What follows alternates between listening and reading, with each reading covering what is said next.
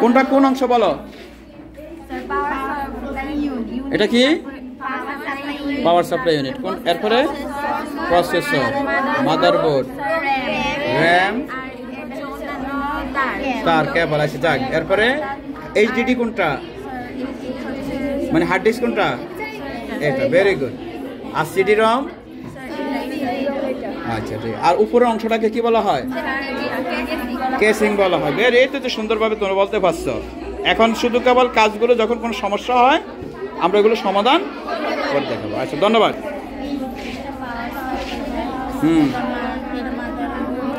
Motherboard, এরপরে RAM, very good. এটা তো সুন্দর বলতে পারছো।